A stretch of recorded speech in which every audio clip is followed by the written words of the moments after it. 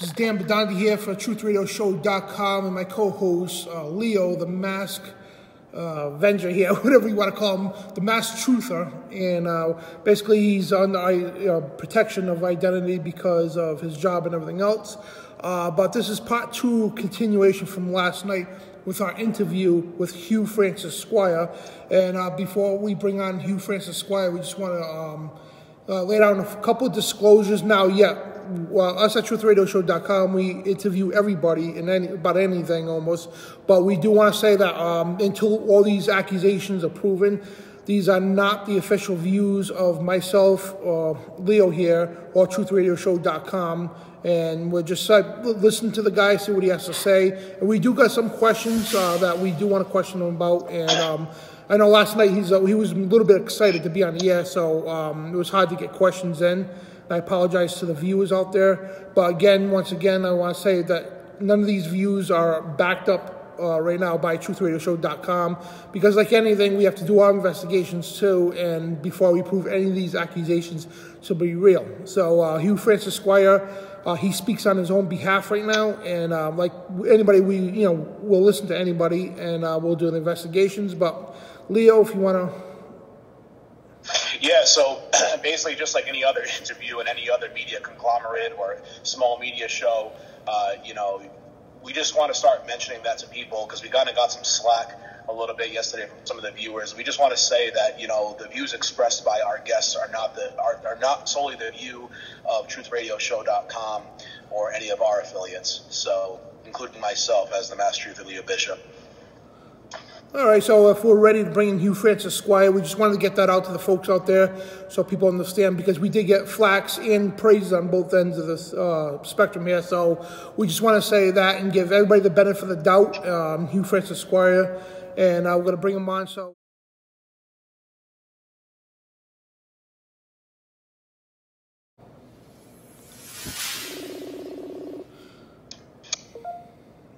There's one. It should straighten out when Hugh comes on. Yep. So he's got to be a little sideways for a second, folks. Yep. Just waiting for Hugh to jump on. So Hugh, if you're listening, go to your messenger there. There you go. Perfect. Dan, take your phone and flip it sideways, just like this, and then come back again. Okay, hold on, guys.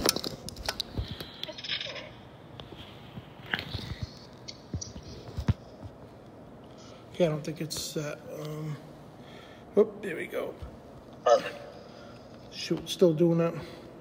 Yeah. Technical difficulties, folks. Yeah, so. Every time. Yeah. Yeah, this is a lack of funding, for us having good equipment and everything. So, Now, can you hear me tonight? Yep. I can hear you. I can see you, but you're sideways still. You want to flip your camera? You probably get him right side up, and I'll go sideways. There you go. Oh, perfect. He's straight now. That's cool. All right, guys. So, hey, Hugh, want to explain something? Tonight, I know you're excited to be on the air and all that, but we'll give you your time because I know you got documents and we'll give you your time to talk. But you do need to know that because people have questions, we got questions and all that. So when it comes time for questioning, I know you're excited. Just pause for a minute and please try to answer the questions as best you can. I'll try. Okay. Yeah, it's hard for me because I have more documents sitting here than we can. I can fill libraries with real history. Oh, okay. I got just a little bit of documents here, like I had last night, and it's more than we can do in 2 hours. Okay. So go ahead. It's your show. And when I say that CBS premeditated the murder of my wife, that's me saying it. It has nothing to do with Truth Radio. Oh, okay. And Leo, you want to put the camera down, because when I put the graphics up later, it's going to cover your face. Like that? Yeah, that's good. Like about an inch above your head. That okay? Up a little more. And I have the documents to prove everything I say. That's and they don't sue me, and I go right on CBS.com and say the same thing, and they don't sue me or take me to court because they don't want my documents in a courtroom. Okay, well, 1 second, and a little bit more, Leo, just a tiny bit more. You want less headroom like that? Yeah, that's cool because the graphics, when I put it up later, it's going to cover your face, but that's like fine. Me. Yeah. It's Christmas. That should be fine. My friend David Icke is wearing one tonight, too. Is he really? Yeah, he's been my friend since about 1978, maybe earlier. He's a football player. And we can talk about my football. Anthionetta Washington, my girlfriend, Denzel Washington, and the two Chicago linebackers. Nice. Football players. And David Icke's a football player. It's all related. Okay, so all right, so I'm Dan Bidondi. This is Leo with the mask on, and our guest tonight, Hugh Frances Sqiure, continuing from last night. Today is December 6th of 2018. That just turned midnight, and again, a continuation from 24 hours ago. This great interview we had last night with our guest, Hugh Frances Sqiure. Now, Hugh, I don't know if you know where you left off, but what we're going to do tonight is... I left off right here, Dan. What's that? Thank you for everything you do to let me keep my crossbow and my gun and my other gun and my other 5 guns. And I believe in protecting myself from the CIA and the FBI and presidents because they target me, and you know this. Yep. And without this, I would be dead. Excellent. So, I don't even remember where I left off, Dan. But I want to say something. I didn't get a chance to say this. General Flayton, there's my Uncle Flayton. Can you read it? Frank Flayton, yep. Doris Brooks Flayton, and this is her death. And see, Frank Flayton, General Flayton, Marines, that's her death certificate. And see, she was born 1910, died 1991 on 11. Oh, and she was murdered by the same people who did 9/11. Okay? I'm not going to go into that, but I can prove it. Okay. Did you say that's a person? That's Brooks. Yeah, this is her, like when you go to a funeral home, this is the card they passed out. Oh, okay, so it's not about him. Well, that was the day she died, 11/91, 9/11. And in my life, that's not coincidence. She was murdered. And this is the guy, General Flayton. Anybody can Google NASA and General Flayton. He put the astronauts on the moon. Okay. I'm L. I'm the bottom line, and I went through all that last night. So I'm the L. I'm Elton John. Admiral Byrd's my family member. So I'm related to Princess Diana and all the kings in Europe. Elton John. I'm a rocket man. David Bowie. My little brother is David Bowie. Ground control to Major Tom. Victoria's husband was Tom. Remember I told you last night, Tom Petty and the Beatles. Hey, hold on 1 second, Leo. Leo, could you, your camera again? Leo, could you lower your camera? This way I don't want the graphic covering your face a little bit more. He looks pretty good here. It's not easy for me, Dan, because I'm used to putting something on landscape, so I'm trying to do the best that I can here. Okay. So, you know. Okay. Yeah, because the graphic might cover your chin, but if you don't, well, you got a mask on anyway, so. Yeah. All right. Okay, so I'm sorry. Go ahead. You go ahead. Continue. No, it's okay. You got them where you want them. Yep. Okay. Elton John. I'm a rocket man. Sqiure put the rovers on Mars. I'm Sqiure. Okay, and I had NASA contract in my life. Yeah. I'm the rocket man from Elton John, and John Nichols lived next door to me. They murdered his three-month-old kid in my backyard, and they murdered Heather Duff across the street, and that's before it's news.com, Duff. Then you got Merkel in Germany, Merkel, Ben G. Hazy. I gave George Little a brand new white Corvette, and he ran the Pentagon, George Little. Oh, Merkel. And then you have Ben G. Hazy from Benghazi. Benghazi is Ben G. Hazy. Okay, and this is how they marked me. Now, get this, I'm wearing this hat, and I've done videos. When I was a little 4-year-old kid in my public school, Santa Claus would have sex with the priest at St. Mary Magdalene, and he would drug and rape me. Santa Claus. And that's why I'm wearing this. It's Christmas. And Santa Claus, his name was Ed Rutz. R-U-T-Z. All right, and I knew Ed Rutz most of my life until he died. And he was a janitor in a public school, played Santa Claus. He was gay. He would have sex with priests, and then he would drug kids like me and have sex with us. And he was a college professor. You got this, Dan? Yep. Anybody can go to the Library of Congress, put in Ed Rutz, and his book was Wild Edible Plants. You got this? Wild Edible Plants by Professor, Michigan State University, Dr. Nasser territory, okay, where they won't tell you about murdered kids, but they'll tell you a doctor look at little girls' private parts. Okay, they won't tell you about me at MSU. Now, this Santa Claus, who was a professor at MSU, wrote Wild Edible Plants, and what did Robert Plant write? He wrote Stairway to Heaven. And that's not coincidence. That's by design by this gay movement in the Catholic Church that kidnapped me. The Osborne, the governors. This is how they operate. Now, tell me this. I'm Rocket Man. Sqiure put the rovers on Mars. I'm the Line. Johnny Cash walked me. Elton John marked me. Where did L on Musk come from? Think about that name. I'm the L on Musk. Oh, what's Musk? It's a male scent. Oh, I'm being raped by men Marines. I'm Rocket Man at NASA. L on Musk. Oh, I'm not targeted. Where did he get his money? Who gave L on? He come out of nowhere, and he's building a subway system under California. He's the Tesla car, and the Tesla family adopted me. When their brother died, Tesla's family, Greek Orthodox family, it's their tradition to pick somebody to take their brother's place. I'm the guy they picked, Tesla. Tesla's family picked me to take his place when he died. And I went to a Greek Orthodox ceremony. Okay, and this is true. Now, I want anybody out there, where did Elon Musk come from? He's telling me I'm L and I'm on men, and I'm not gay. But that's what his name tells me. It's no different than who married Prince, the prince that's going to be the king in England one day. Mark L. out of Hollywood. I'm L. Johnny Cash walked me.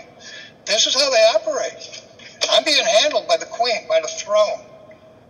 Before Mark L., it was Elvis Presley, the king of rock and roll. And that's her publishing company, making your history books. Okay. Yeah, you say you got some documents. My family member. You know who that is? No. It's Admiral Byrd. So he's murdered in 1957. Osborne kidnapped me with Hall and Anderson. That's Admiral Byrd. This is a young Admiral Byrd with Peggy Harris. My family. Here is my father, my father, my mother. That's Dora Harris. Piloted the Enterprise in Vietnam, my cousin Rose. Oh, Jim Mars, his last book before he was murdered, Sisterhood of the Rose. You see it? Mm-hmm. And Jim Mars, he really knew me. He signed it. It's signed. You see it? Yep. He really knew me. Rose is my family. Sisterhood of the Rose. The pilot of the Enterprise, he runs Radford University Business School all his life, dean at Radford. Radford's an all-girls school until he took it over. The school I went to with Mueller and Koch brothers, Mueller, Capitani, Al Capone's kids, it was a co-ed school, male and female. And at the moment he took over Radford, his school went from being an all-girls school to a co-ed school, male and female at Radford now. And my school, where I went to school with Mueller and Koch, became a school where they teach nuns to be nuns, an all-girls school. Just like that, at the same moment. At the same moment. And this is the synchronicity of people like Elon musk. You know what musk is? It's a male scent. Hunters use that scent to attract other deer. Okay, musk means male, man. Oh, Elon Musk takes over the space industry, and I'm Rocket Man. Who funded him? Where'd it come from? And nobody knows.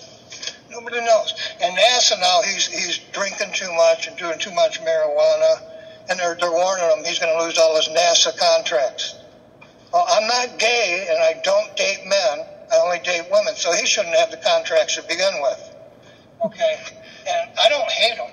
I don't hate gays. I forgave the people that did to me what they did. But now remember, Jim Mars, Sisterhood of the Rose, there's Claire Rose running Radford. He piloted the Real Enterprise behind my Admiral Byrd, my other family member. And I go into a hospital. Admiral Byrd's family shows up. Can you read the signature? Byrd. You read it? Burzo or? Cotty Byrd. B-Y-R-D. That's my family. And see, can you read the date?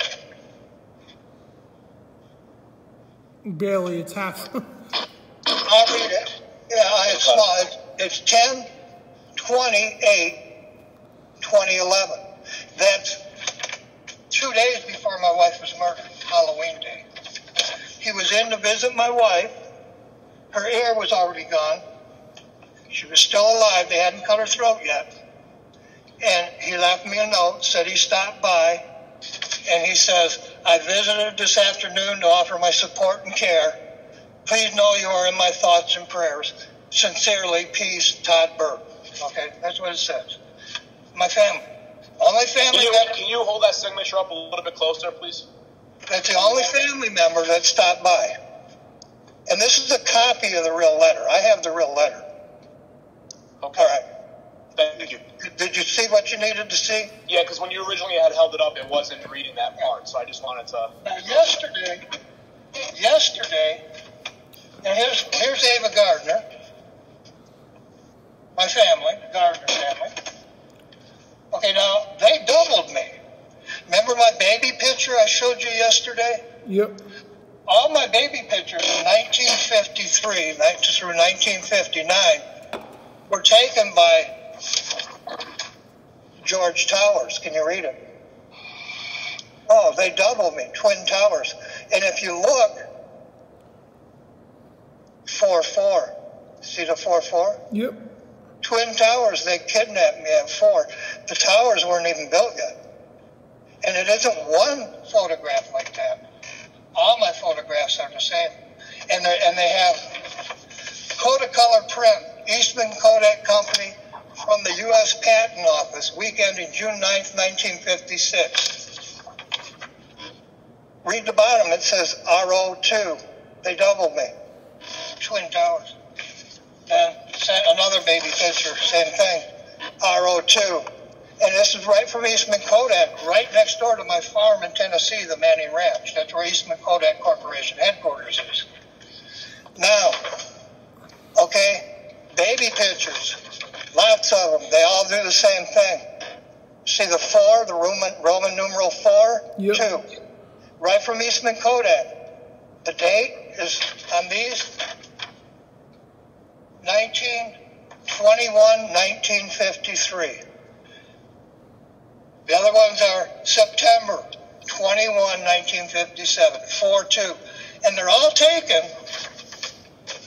all these pictures are taken by George Towers. George Towers. Okay, now Twin Towers didn't exist yet. Now who's George Towers? George Towers, Del Towers was my music teacher. And then I showed you when we were off air yesterday, Dan. And my history teacher, this is Jim Mars. He was a history teacher. My history teacher, Bobby Brooks' father, my cousin's father, was Cosmo Platts. No, I mean, who's George Towers?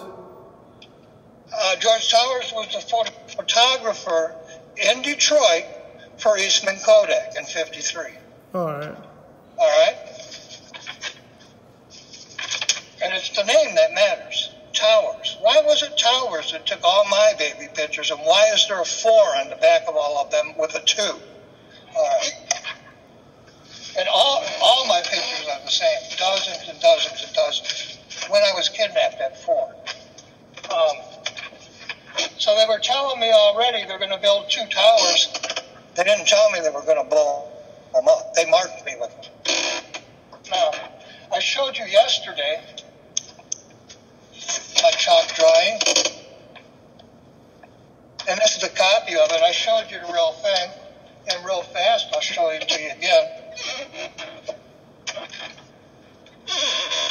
This is my self-portrait in chalk. I drew it of myself, and it's the same one, and it's the original chalk. See it? Oh, and it was made the year before my daughter was kidnapped, and I rescued her out of an excavation company that was going to bury her after raping her.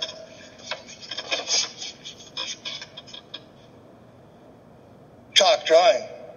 Oh, and Cook was my music teacher at this time in college, Cook.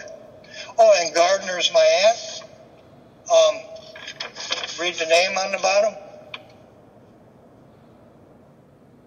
There's my aunt, Gardner. Chalk drawing. I drew it. Twin Towers weren't built yet. They weren't built. So what's this got to do with the Twin Towers?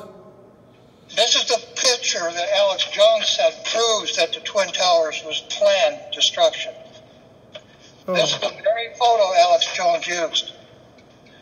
My chalk drawing from Cook and Gardner. Cook was my music teacher in college. He's also one of the people that premeditated my wife's murder with let me see that. Could you put the picture up close again? It's the twin. It's what they. Alex Jones said that was the Twin Towers. Oh, all right. There's the plane, and there's the little girl crying, and it's my chalk drawing. I'm Gardner. Hmm. And here's another one I drew at the same time. This one was stolen. Came in Alex Jones' possession somehow. Huh. Okay. 9/11. That's what I'm leading to. I'm the truth of 9/11. Not just Kennedy's murder. Not just Hoffa's murder. Not just Oklahoma bombing. But 9/11. I'm the truth of it. And it goes all the way back to 1953, the day I was born. Who painted that chalk? Who did the chalk drawing? I did. It's a self-portrait. But it's got your aunt's name on it, Gardner. Oh, Gardner. Yeah, that's who owned it. And my music teacher, Cook, had it in his possession. Oh, okay. And Alex Jones says this. If you go back in old InfoWars, right after 9/11, he shows you this. And he says, see, there's planes.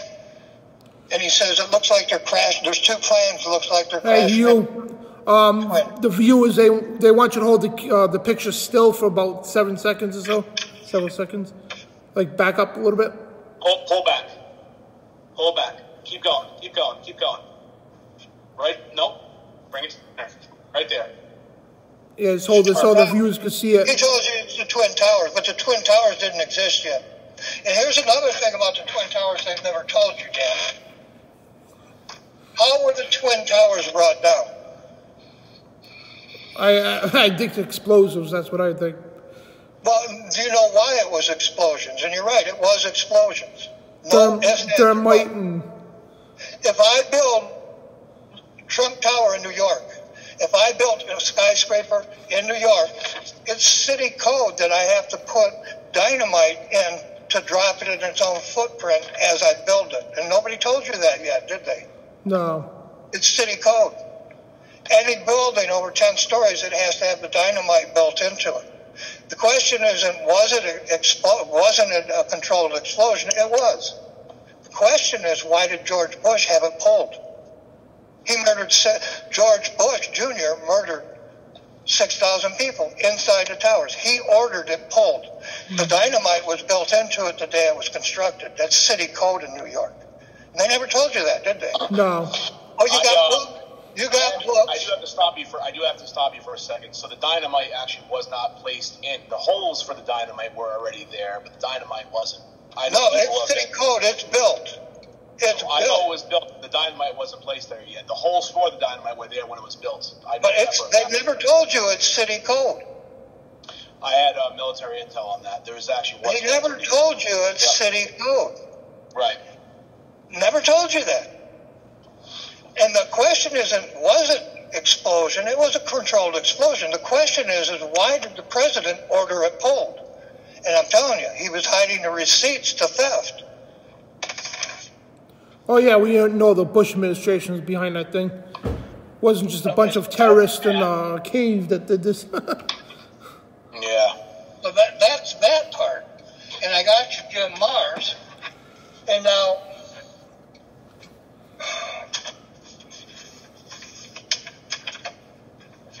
okay. Yeah, Bush should be in jail, that's for sure. This is Mary Miller. Her uncle, the FBI says, murdered Jimmy Hoffa, but I know her uncle, and I helped Mary Miller get a house next to the tank arsenal. And she was raped 10 years after me by Hall and Osborne and Anderson. They never went to jail, and they were free to rape the kids in my neighborhood. She's got a scar on her neck, and this book is Angel Voices. And in my neighborhood, they would kidnap us from D'Angelo's Pizza on 9 Mile at the Hazel Park racetrack. And that tells you Pizzagate. Oh, well, I know, before you get into that, you want to continue on the 9/11 right now? Just everything you know about 9/11? This way we're not jumping all over the place. 9/11 was done to hide my civil rights case. I have a civil rights case. I don't have it out here. Doug Mills was with, here's my family, one part of my family. And the Mills brothers are up here in the back. And one of them was with George Bush in the kindergarten classes 9/11 as the first plane supposedly hit the tower. Oh, yeah, you showed me the picture last night.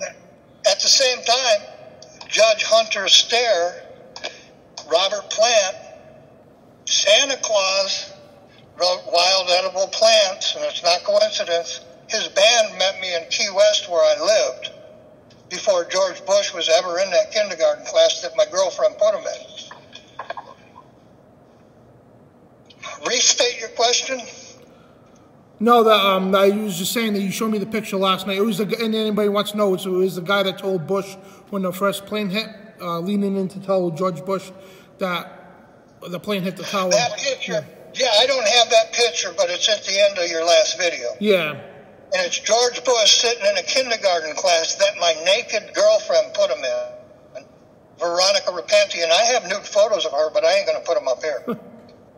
She ran community services in Florida in that classroom, and she was online naked with me in a chat. She wanted to have sex that morning. She did. All right.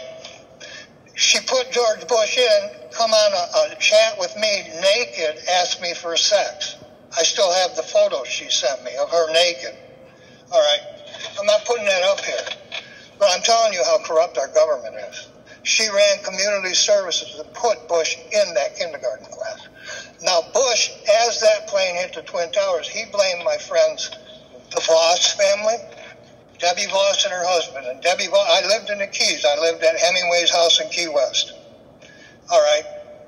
And then you have Elon Musk. Musk is a saint. And Hemingway is known for perfumes. He had his wife, Mary, set him up with millions of dollars so he could sit back and be this journalist and write books like Old Man in the Sea.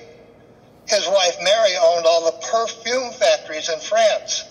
And that's where the Musk comes from and Elon. All right? And nobody knows these things but me. All right, but back to Bush and the 9/11. 9/11, okay.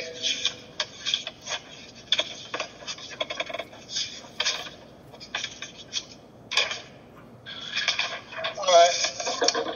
While he's sitting in the classroom, he says this band I was trying to publish, Nasty. He's right from Iraq. Ronnie Carmo. And when they murdered my wife, they sold him a restaurant, and my wife's last name was Olson, like Frank Olson. They sold him a restaurant, and his restaurant's right next to where my business used to be in Detroit, on Olson Street and Woodward. You got this? Yep. Bush blamed his family for 9/11. He said that his family that owned the Fast Forward video stores sent my friends who flew Piper Cubs out over the Gulf, the Voss family, trained the Muslims because he gave them money. And he said Muslims did it. Well, he's living in Utica, Michigan next to me and next to my wife, Victoria, that they murdered. I'm publishing him. He's in a band with, there's Brian Ford. It's Brian Ford, the Ford family. And all of these guys know me. And that was their band. They called themselves Nasty, heavy metal band. I'm in the middle of publishing them. They just put 10,000 albums into Walmarts and Kmart's, and they decided not to sell them. They gave them away free. Ronnie Carmo from Iraq, his father's a policeman from Iraq. And they sold him a restaurant as they murdered Terry Heath Olson, the woman that started the Head Start program. They sold him a restaurant on that very day on Olson Street, just so when I went back and said hi to Ronnie, it would hurt me. And the government did that. I know the people who did it. All right, now, I mean, like, try to stick on to 9/11 for now. Before that's IROC. That's IROC in Detroit. Ted Nugent's club. And that's Nasty in there. That's this band here. And that's IROC in Detroit, East Detroit. My murdered wife, her father was mayor of East Detroit. Ted Nugent's club is IROC. Ted Nugent's mother took me to the MC5 wedding before anybody knew who Ted Nugent was. Could you stick to 9/11 for now until you finish that up? Just finish up the 9/11 stuff, and then we can move on from there. All right. Well, 9/11. This is my company, Bottom Line New York. This is Foley Federal Court. I don't know if you can read it. If you hold it still, yeah. Back up a little bit. That's the bank statement from Manhattan Bank in New York. It's my publisher's dues. Yep. Just before 9/11. I own Bottom Line New York, and I paid the dues. See it? ASCAP. Can you read it? ASCAP. See Huey Sqiure Company? Yep. ASCAP. That's Bottom Line. It went through the banks in New York. It's the real thing. Here's Nugent wants his songs get played on the radio or on TV or on cable. If he wants a paycheck from his publisher, you have what's known as a royalty statement. Can you read it? Yep. So what's this got to do with 9/11? $2 trillion stolen from me. 28,000 worldwide entertainment contracts. The royalty statements were in the Twin Towers. My business that was stolen from me by the WWF, Worldwide Federation. Now. Well, which one? Because there's the animal one and there was the wrestling company. Yeah, there was Worldwide Federation. World Wrestling Federation. The wrestling?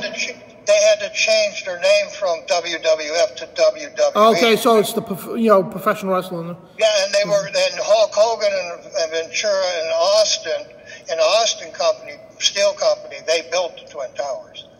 How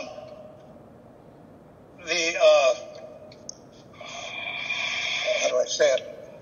My receipts were in the Twin Towers. They murdered me. Remember, I was DOA. I couldn't get on my feet for a year. So when they stole my trademark Bottom Line for Bottom Line events, I couldn't protect my trademark like the WWF did. So they continued using the Bottom Line, and I owned the worldwide. Here's Morton Gould. Can you read Morton Gould? Back up. Yep. Hold it still. Okay. And that's ASCAP, New York.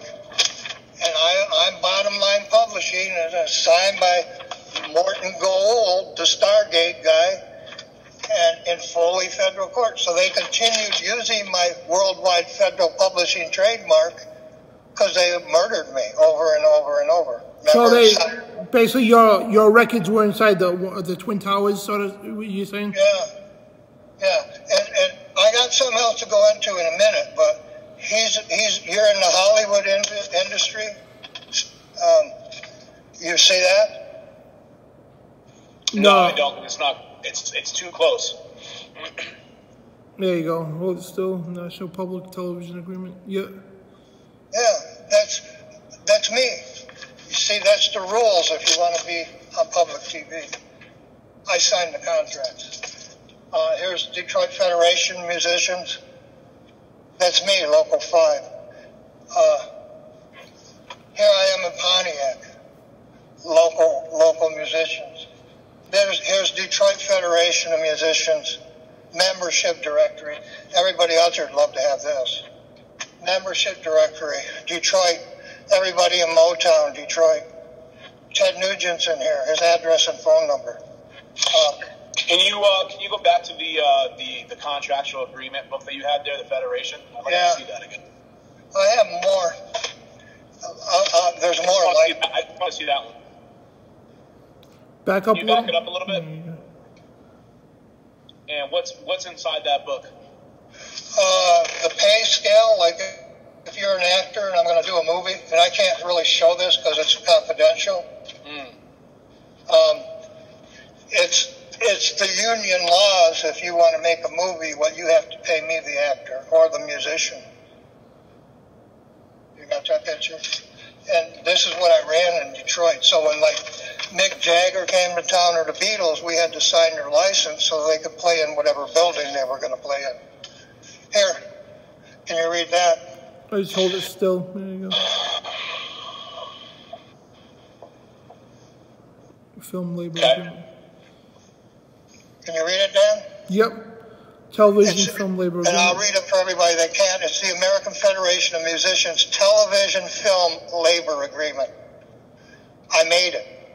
And people don't know that's the AFL-CIO contract. The Musicians Union, and I'm going to say this, and this is 9/11. It leads to it, everything I'm telling you.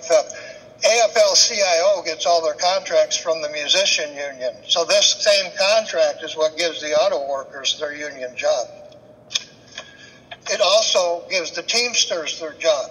And now remember, I was in Jimmy Hoffa's union at his local, and I was also running Local 5 in Detroit. What was the number of your union? Which? The number. You know how there's usually a number? Like a local I don't have that right here. Yeah, I'll give that to you later. I really don't want to. I don't want to really do it on TV. Right, because I'm familiar with IATSE 479. And then this is more to Gould. Yeah. See, this was Morton Gould, and he ran ASCAP. He was the president of ASCAP back then, just before 9/11. Now, what's ASCAP stand for? American Society of Composers, Authors, and Publishers.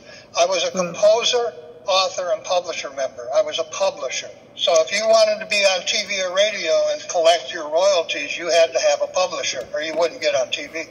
Now here, do you know what this is? It's a little bit too much information for the camera to kind of contain, unfortunately. Let me see the top of that.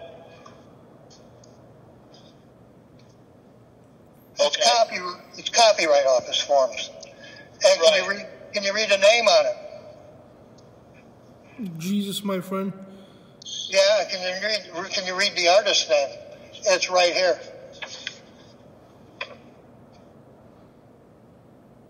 Florence Disney. Yeah, Disney wrote music for me, but you've never heard of me. Now get this, Disney wrote music, I published it at ASCAP, and you've never heard of me. Isn't there something strange about that? Here, this is right from the Library of Congress. Can you read it? Library of Congress. Yep.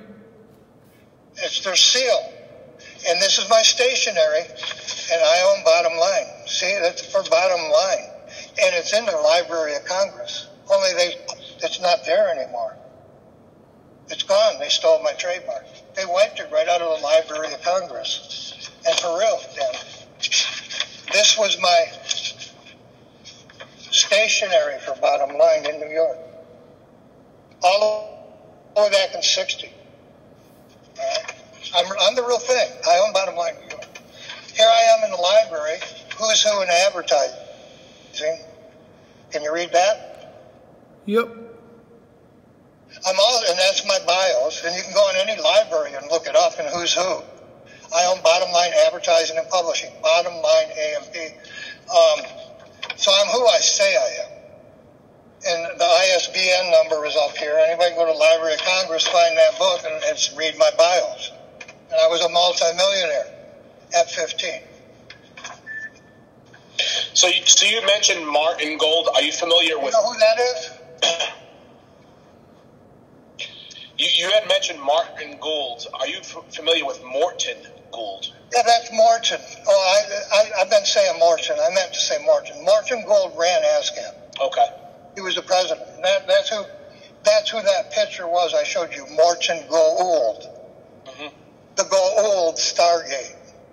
If you were a star in Hollywood, you had to go through him, or you didn't get your royalties.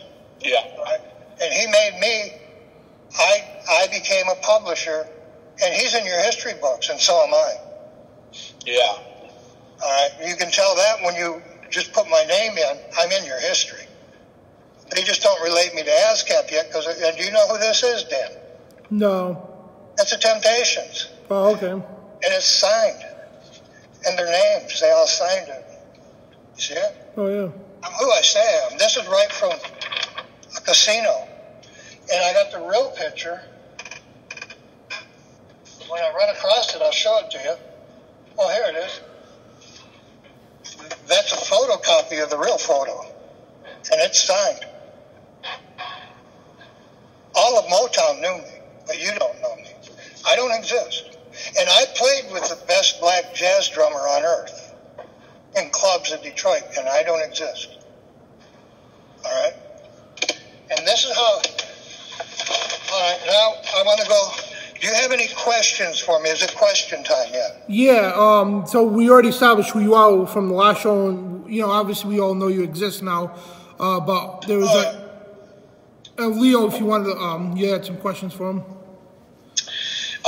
Yeah, I mean, basically, you know, for me, it was under my impression that the Twin Towers were brought down by thermite, that's kind of always been my assumption. The other thing, too, I wanted to talk about, too, was that you and I were having a conversation last night. I was asking you if you were familiar with who the Khazarians are.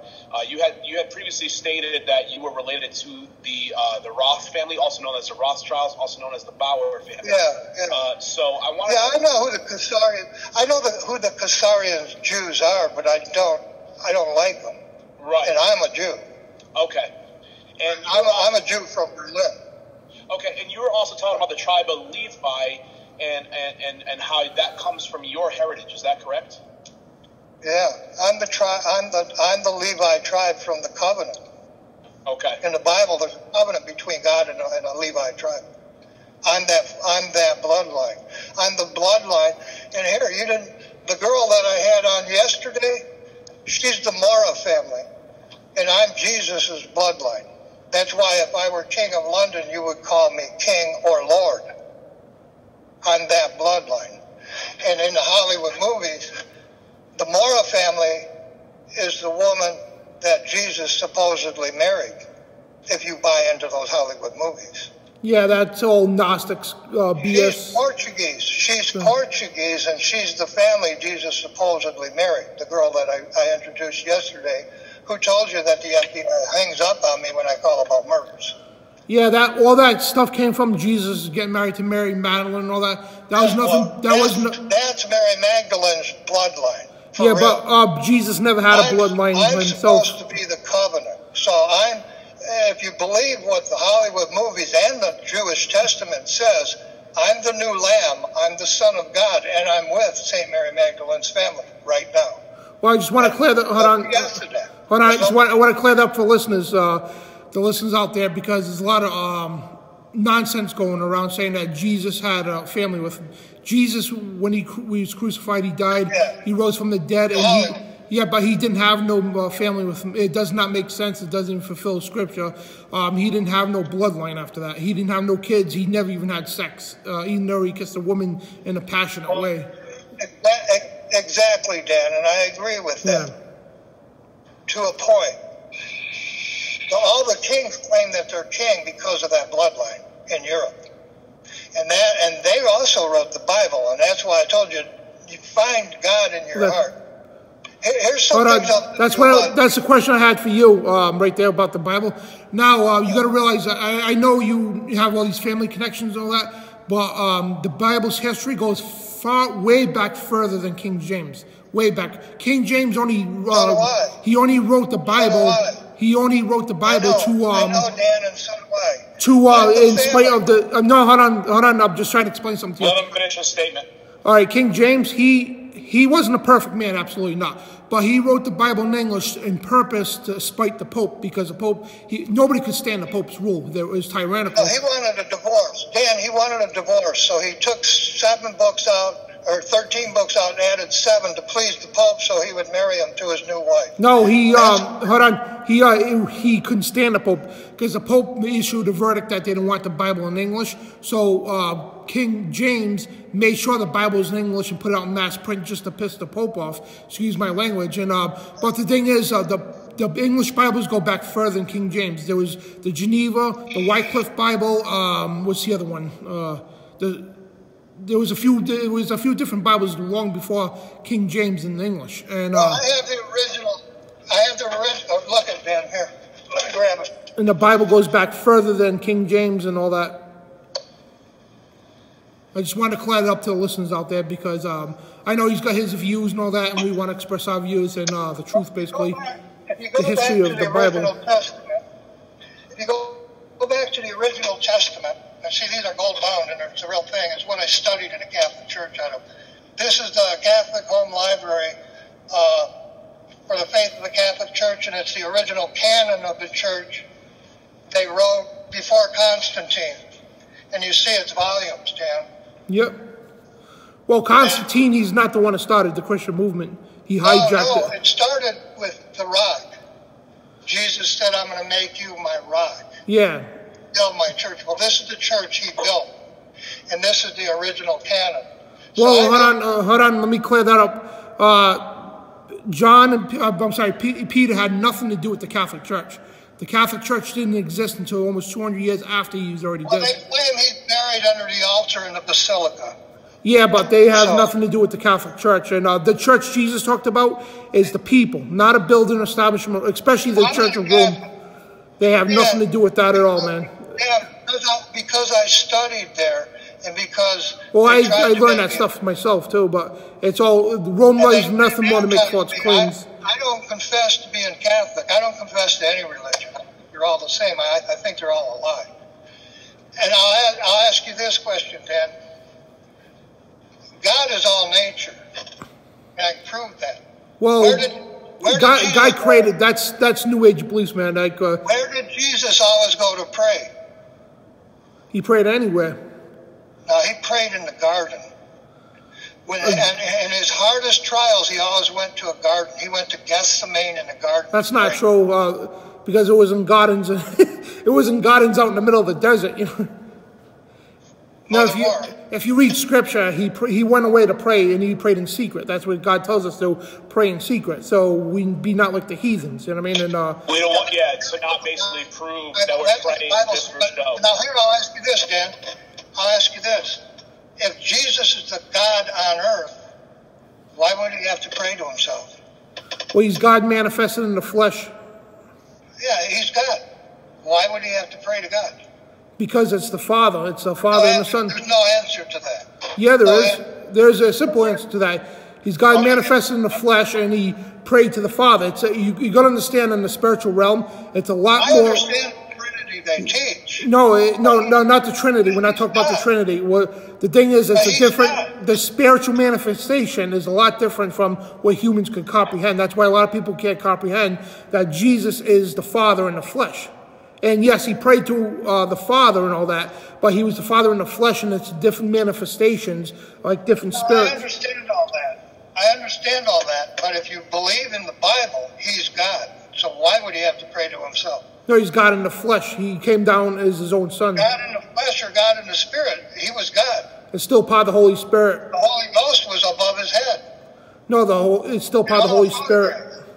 That's an unanswerable question. That's one of the. No, I just answered it. This is a mystery in the Bible and in the church. It's not a mystery. I just answered that. It's not a mystery at all. And those of us who have spiritual understanding could understand that stuff. Yeah, that's real easy. What you believe, and I respect your belief. That's your belief. It's not mine. And I do believe in the same God you do. All right. Well, I just want to make that clear for listeners that we don't. Religion, because religion really don't matter. Religion didn't have nothing to do with 9/11 other than the Catholic Church. I actually beg to differ. The whole thing was a satanic ritual. Do you realize on 9/11? But that's not the church. The God's church ain't Satan. That's not a satanic ritual. No, hold on. Do you realize the spiritual implications of 9/11? Now, 9/11 every 11 years is a solar maximum. Okay, certain rituals have to be done on 9/11. Now, regardless of what you believe or we believe here, but the people who run this planet, they worship Lucifer, okay? On 9/11, every 11 years, they conduct a heavy, heavy ritual that they have to go with that solar Luciferian stuff. I know about all that. I know about all that. So religion plays a big part. And the thing is, hold on a second, hold on. It's all to do, like, it goes beyond the money, beyond the politics, beyond the bankers, okay? It's all to do, when you come down to the end of everything, it's all to do with spirituality, all of it. Every single one piece of it. Okay, no, I'll agree with all of that. I have to back that, too. All of that. Yeah, they're attacking us and our spirit, and I agree with that. Okay, now I want to go back to the things that led to 9/11. The girl you talked to, who is the bloodline of St. Mary Magdalene, she's that bloodline from Portugal. She's from Brazil. She's Lakota Indian and part Portuguese. She's Columbus's ancestor and the Magdalene's bloodline. That's traceable. That's who she is. Now, the Jesus bloodline, that's bullshit from Hollywood. And I agree with that. There she is. Did you see that? That's the girl that was told you the FBI hangs up on me, and they do. Do you know who's next to her? Johnny Cash. No, Kenny Rogers. Kenny Rogers? No, it's neither one. Some people think he's the Iceman, but he's not him. He's a WWE wrestler. And I'll show you. You're not going to guess it. And this is another picture of him. Got me, man. The FBI paid him $260,000 to murder a little boy. And he's a WWE wrestler. What's his name? I'll show you his picture. That's Bruno Sammartino. You got to move it back. No. Right there. Ruby Ridge, that's Rico Valentino. And that's a real photograph. That's the photograph. And it's a love letter. It's a love letter to her. It says, right here, it says, to my Kathy Ann, remember, if I'm far away or near, I love you always. Rico, ooh la la. And he's working for the WWE. He's also an FBI informant. And he was the guy that instigated Ruby Ridge. And they made a hero out of him. He was paid $260,000 to murder Vicky, her dog, and her little 11-year-old boy. And it started with Mr. Harris, my family member. Slide the picture over more. Thank you. That looks like Bruno Sammartino right there. Yeah. Yeah, in the championship belt. He lives a couple blocks away from me right now. What was his wrestler name? Rico Valentino. Rico Valentino. I don't remember. Yeah, he was just before Yeah, Rico Valentino was never WWE champion, huh? Yeah, no, he never saw him on TV because he became a paid informant and he got tied up, and he's the guy that created the Ruby Ridge incident. And then, remember I told you Pizzagate, Mary Miller, Eminem, Pizzagate. They put a ridge on her backside thicker than this book for no reason, as Ruby Ridge happened, and they murdered an 11-year-old boy. And they tell you nowadays it happened in Idaho or Iowa, and they've made him a hero. He's a hero for murdering an 11-year-old boy. Okay, yeah, you're right. Rick Valentino, he was a minor league wrestler in the 60s and 70s. He helped take down the Aryan Nation. There's his love letter to my girlfriend. And at Ruby Ridge, the girl on the Angel book. Yep. Mary Miller, they put a ridge up her backside. It's disgusting. She could have been a Playboy centerfold, beautiful, beautiful girl. And she also created the barcodes. See this girl here? Yep. The girl that created the barcodes. Was that back in the 1970s? Yeah. And this guy, his friends put a ridge, and she and I lived together.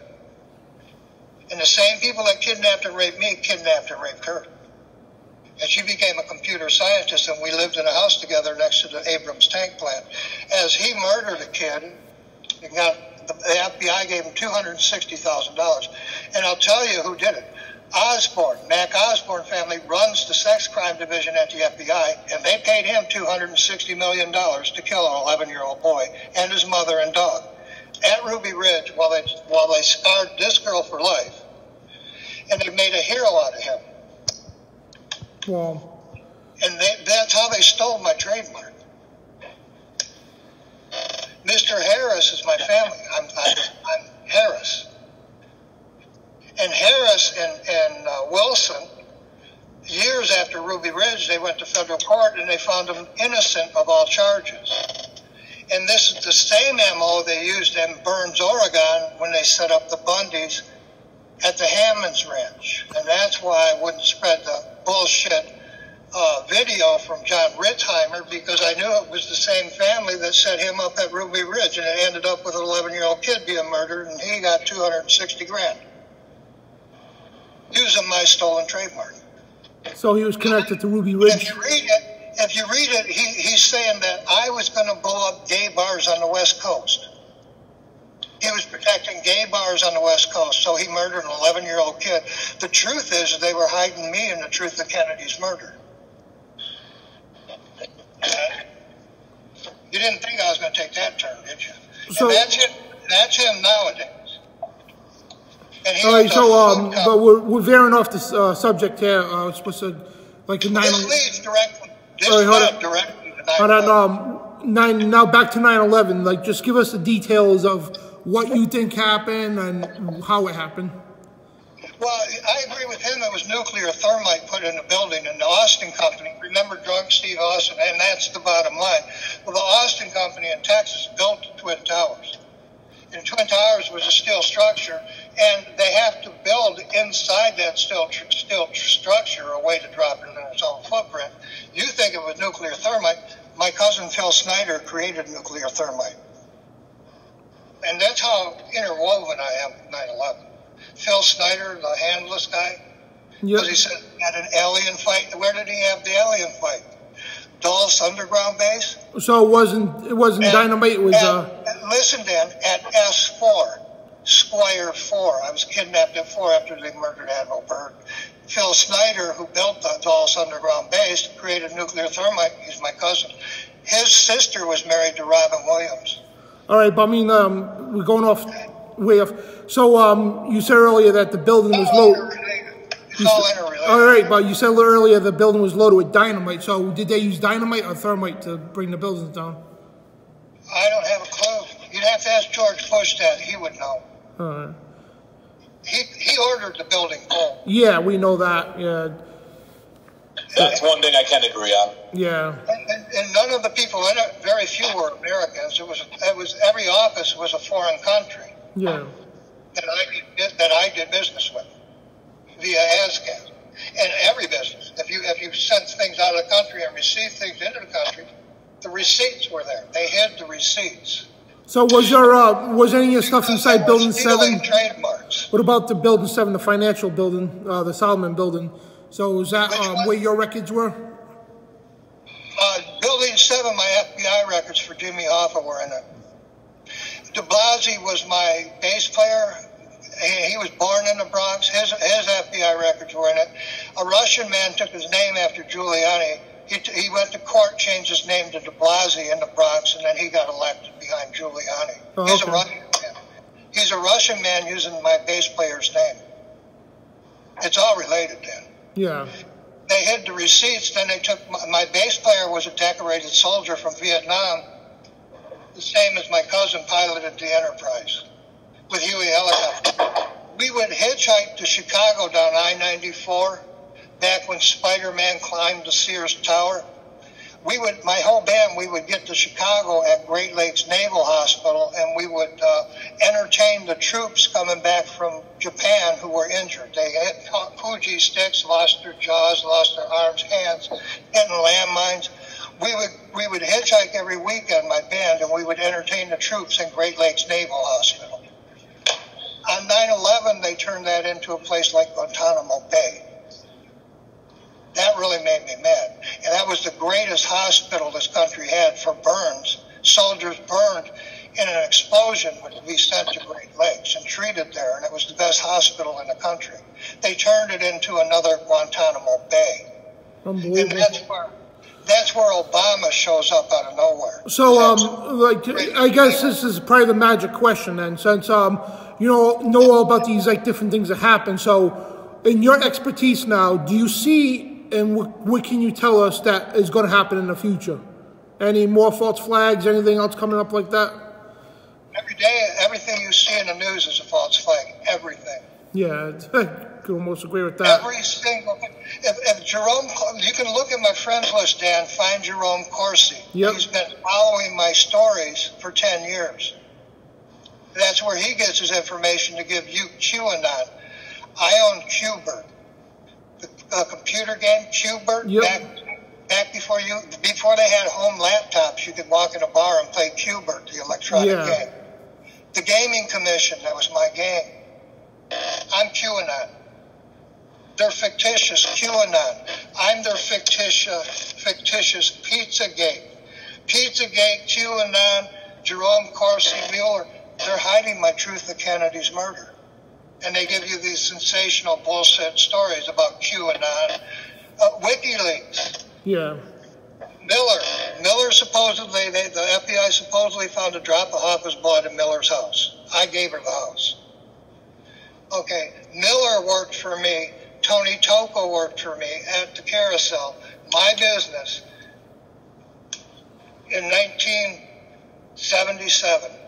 They didn't know Jimmy Hoffa, but they both wrote books protecting me after the FBI arrested me. And I didn't kill Jimmy Hoffa. I know who did, and I know where he's buried.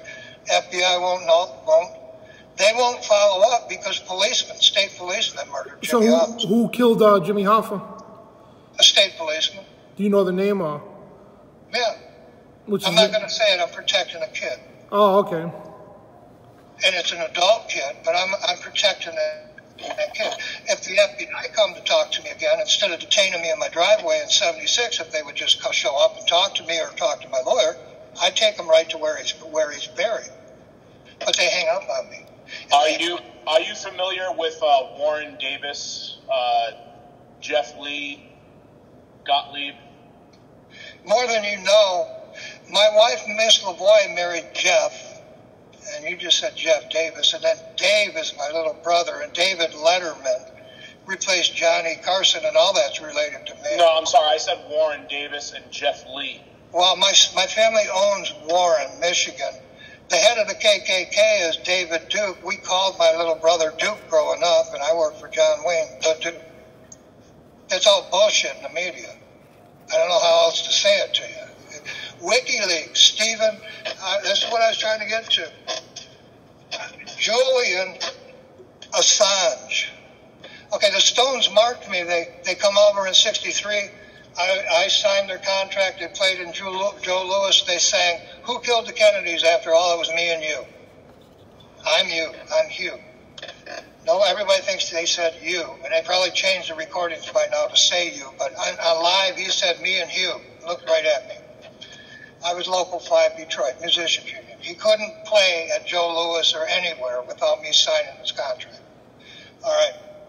He goes back to London, the Queen knights him. Okay. And gosh, it's so hard to keep my train of thought. Then you get, his next song was Angie.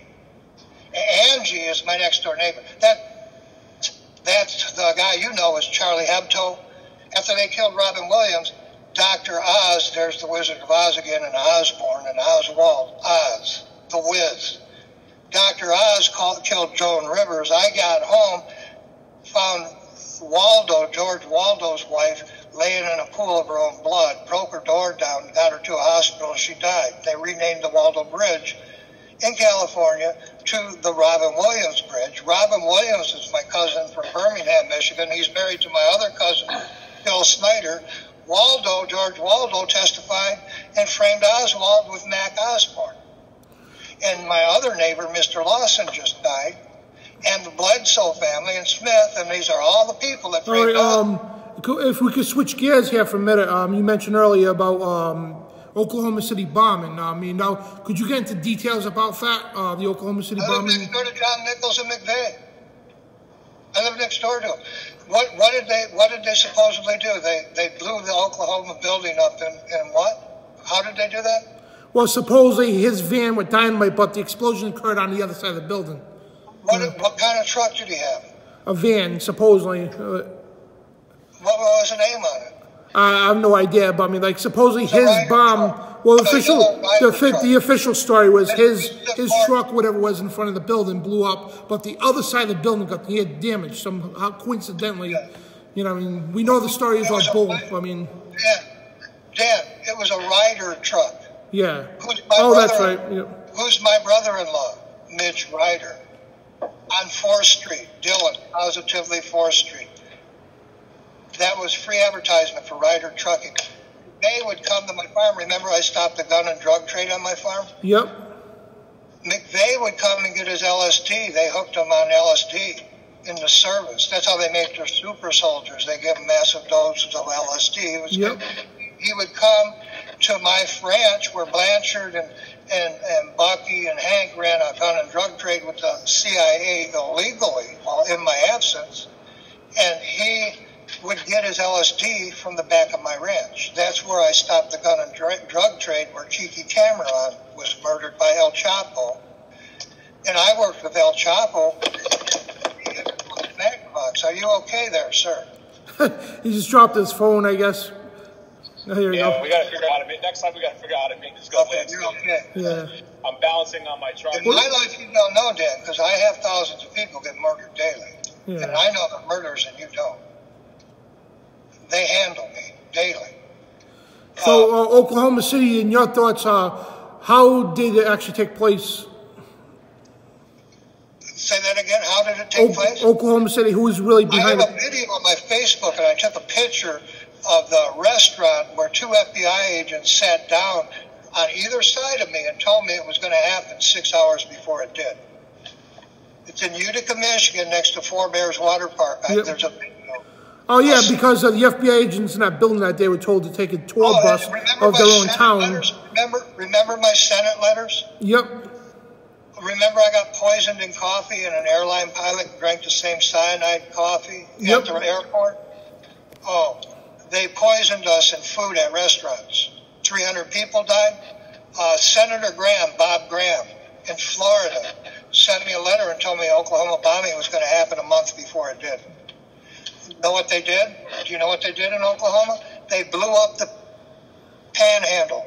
So they're poisoning people at airports with cyanide. They blew up the panhandle and taught them a lesson. That's what Oklahoma bombing is about. And there's more to that. Hell's Angel, my friend I went to high school with, Norman Greenbaum lives in Oklahoma, right there where the Ryder truck supposedly blew up. That's all bullshit, all of it. It's all bullshit, man. All of it. All right, yeah, we know that because supposedly, like where his Ryder truck was, the other side of the building blew up, and we know he had help from people from I think it was Saudi Arabia because when he was scouting the building, he had other people with him. How they got him to confess to that? He didn't even do it. I don't even understand how they got him to confess to it. He didn't do it. Well, it's mass psychotropics of drugs. I mean, they always pin them, and I don't think he's dead, to tell you the truth. My ranch. He was picking up LSD at my ranch, but I still don't believe he did it. He was a kid in a Ryder truck, and my brother-in-law is Mitch Ryder Trucks. He sells Ryder trucks. The other truck company you can buy a truck from is U-Haul. I'm you, and that's not a lie. I'm U-Haul. My brother-in-law was Ryder. My murdered fiance, Kiki, is Penske. Go rent a truck, see what you can get. All right. The other question I had... it puts a whole different spin on it. Hold on. Leo's got a question for you because we're almost out of time anyway. So I do, yeah. That's who was running the media. That's great. I have a question for you. So, you stated that 300 people had died in a restaurant. In an airplane in a DC-8 leaving that airport restaurant. Okay, and which restaurant was that? Do you remember? Yeah, I know exactly. They still owe me $20,000. Elias Brothers Restaurant. Okay. And you asked me yesterday how I stay alive. Yes. I never eat out. I don't order food. I pick it up myself, and I don't tell anybody which store I'm going to. Because the woman that lived with me, Pizzagate woman, she made the barcodes, and the mafia, if they want you dead, they poison your food right where you buy it, because they got your barcode scanned on your credit card or your checking account. You walk into Walmart and buy your food, and they know what you buy, and they poison it before you buy it. Yeah. I don't tell anybody where I'm going to go to dinner. And who is Norman Joseph Woodland to you, and who is Norman Joseph Woodland, and who is Bernard Silver to you? The first person? It was Norman Joseph Woodland. Woodland? Yes, Woodland. I don't know. Woodland Silver. Well, no, because I too have a history in electronics, and I remember learning how to create barcodes. And in one of the classes I had taken, one of my instructors... I didn't create them. She did. She created them using MIMS, M-I-M-S. It was a new program. I actually sent her to California. She learned MIMS. And then she sat in a building in Troy and created that system. Okay, yeah, because she was a computer scientist. I was just a teacher of electronics. Right. This girl was smarter. Well, hey, Leo, Hugh, hold on a second. He's trying to ask you a question. Yeah, because I was under the impression that Woodland and Silver had originally attributed to the barcode system in the 1950s, and what basically later became like other technologies, and what eventually led to the RFID as well. So Woodland and Silver were the two main key players in my history that I've learned through being in electronics classes that actually created the barcode system.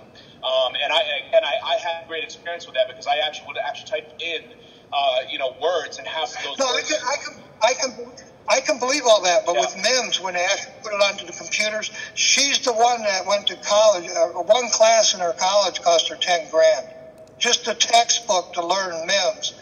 And when I sent her to California, $8,000 for a book, and she probably learned MIMS from the people you're talking about. I don't know because I wasn't her and I wasn't with her in California. All I did was provide the funding in a way. Okay. And then she came back next door to. You remember Oveshinsky? Do you know who he was? He was in. Remind me, I'm sorry. I know the name. Black holes and supercooled magnetics. Okay. He was a physicist next door to my business, Oveshinsky. And she created down the street from that business the barcode system that's in use today. That barcode system there, he created it. Yeah.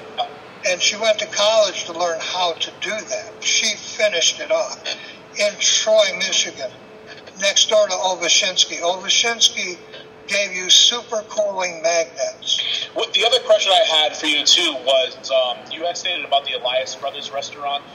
They owed me $20,000. I wasn't saying that. So I just wanted to say, was it actually like an Elias Brothers restaurant, or was it a Big Boy restaurant? It was an Elias Brothers restaurant at the airport. It wasn't yet, it hadn't yet turned into a Big Boy restaurant? I don't know if there were Big Boys there or not. It was 19. Look up the DC-8 crash. 289 people died. One little girl survived. Okay. It was in the 80s. Okay. It could have been 81. It could have been 89. You can find it in the news if you look. It was a DC-8. One little girl lived. And was on 94. It crashed on 94 leaving the airport. Yeah. And I still have my hospital records. I was lucky. I was sitting next to a guy, and he drove me to Providence Hospital, and a Chinese doctor operated on me all night. And I lived. I had cyanide in a cup of coffee. I got a cup of coffee here. Here's what I did. I guess you could say that you weren't. I guess you could say you weren't poisoned by the Iceman, because if it was the Iceman, you'd definitely be dead by now, right? Well, people think he's the Iceman. They mistake him for the Iceman. Right. He looks just like him. Maybe he is. I don't know. But he's the guy that attacked Harris, my family member Harris, for a shotgun that was a 16th of an inch too small. He went and asked for a shotgun, so he went in his barn and cut it off, and it was a 16th of an inch too small, and they arrested him and put him in prison. Oh, all right. Well, hey, we're coming up close to the limit here, so if you want to, we're going to have you back on sometime again in the future, but if you want to disclose how people can get a hold of you. I didn't even get... Well, yeah, Hugh... This is George Towers, and can you read it? Yeah, we already went through this. Can you read down below it, though, the address? Yep. Rogue. The last Star Wars movie was Rogue, and it was cast in my house in Troy, Michigan, where the FBI arrested me. Harrison Ford. They casted Rogue Star Wars. Yoda told you never underestimate the power of the Schwartz. I'm Schwartz. I haven't even touched on the history I'm in. All right, but so you want to take the last? You hold on. Is one part where that's receipts to my stolen. Hold on. He's trying to get a hold of you. Hello. Yeah, I'm just saying, like, if you want, we're running out of time here. So if you want to tell people how to get a hold of you and where they can reach you. No, you got a website, or you want your Facebook or whatever? Anybody can call me. All right, back it up a little bit. Back up. There you go, right there. Hold it for a minute. Keep going back. Keep going back. Keep going. Keep going. Keep going. More. We got you in there. Keep going.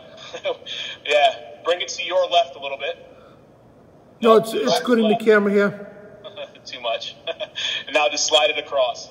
All right, that's good enough. It's not perfect, but anybody can call me. It's 541-659-8217. All right. And Dan. Yep. I can fill libraries. Kennedy's murder and Hoffa and 9/11. That's just one part of the history I'm involved in. Oh, I understand, but due to the sake of time, but we got to get going, brother. I know you do. So anyway, Leo, you want to throw anything before we get going?